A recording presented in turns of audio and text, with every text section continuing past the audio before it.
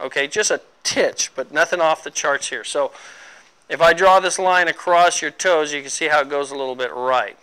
Okay, we need things to be a little bit more parallel. If you miss your alignment, it should actually miss just a hair left.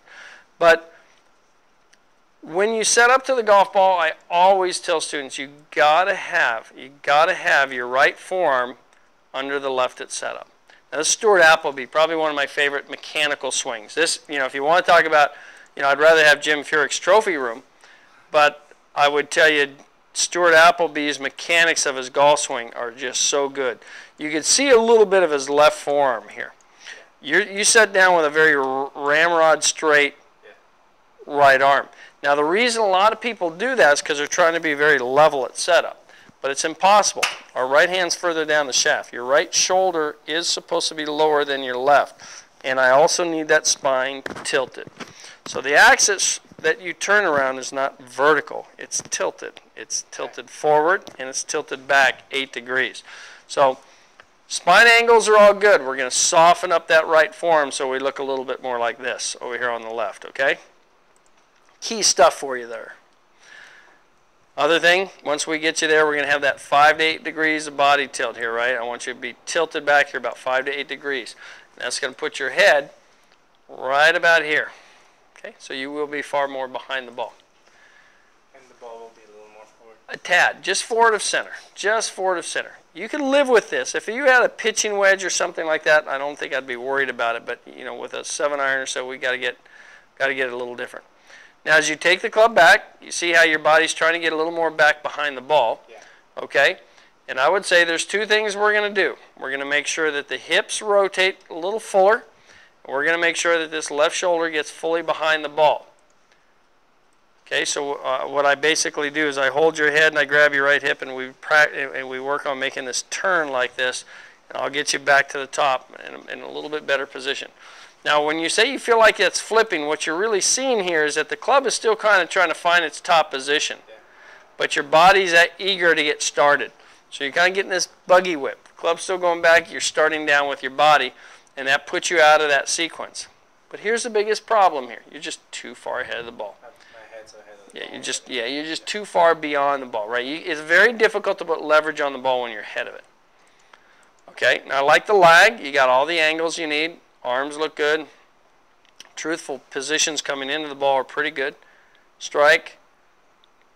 Sequencing here doesn't look too bad. Well, you remember, you got to at some point here, right? Here's your impact.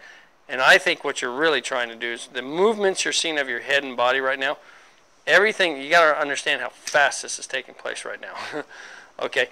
Everything that's going on right here is it's your body and your upper body and head trying to get a little bit more behind that ball. So in its effort to get more behind the ball, it's lifting up and backwards. Okay, so that's what you're seeing. But once you strike a ball, trust me, your arms are going to start working up. You got to lift and come up, no question.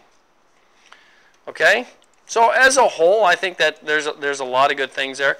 But the primary thing we're going to do from the front view is get your grip stance and setup better, and we're going to get you to coil and turn quite a bit differently. You won't be so stacked over yourself.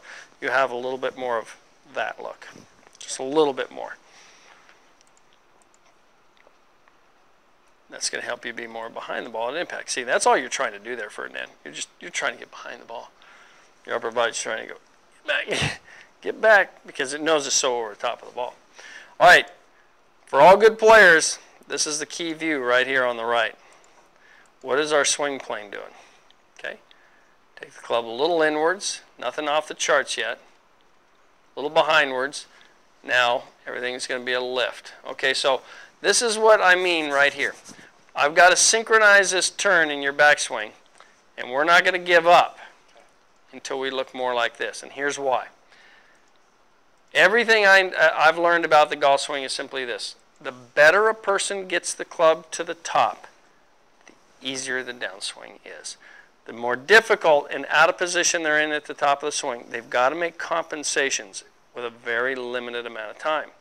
Okay, I'd rather you get right to the top in a very good dynamic position so there's no requirements in that short period of time to make a compensation. Okay, so bottom line, what I'm saying here is that we've got to sequence you back a little bit better. you're not quite in order. So your arms and shoulders, you kind of have this shoulder turn taking the club in. Okay, gets a little in. Then you try to turn your hips, which is minimal, and you're basically done. So your arms are basically now lifting. So your arms have all of a sudden this big lift action. Yeah, I see it. Okay, so when you get your arms lifting that much, you're going to struggle here. Now what? Well, it's what we call crossed over. Okay, but you're way lifted. So in other words, your left arm should be right across the top of the shoulders. So you've lifted this much. Okay, which is quite a bit. Okay, now watch here as Stuart takes it back. Sequentially, he's swinging his arms. His arms start pivoting his body, and there he is at the top. That's it. This is a full ripping 6-iron, which he probably hits 185 without a problem. Okay, and from here, he's just going to rotate down. Keeps that club coming into the ball from an inside approach. But this is the top position we're going to seek. Left arm perpendicular to the spine, left arm across the shoulders. Okay? You can see how your arms are much more lifted over here. Yes. Okay, so that's what we're doing, and those lifted arms have taken your club well off the plane. So now you've got to recreate all that, like I said, in that very short. Now you're an athlete, so you can do it. So is Jim Furyk. Okay, and this is a great recovery right here.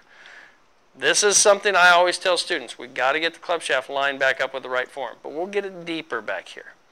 This is okay geometry though right here. It just tells me you're going to release it. You see how your arms go left?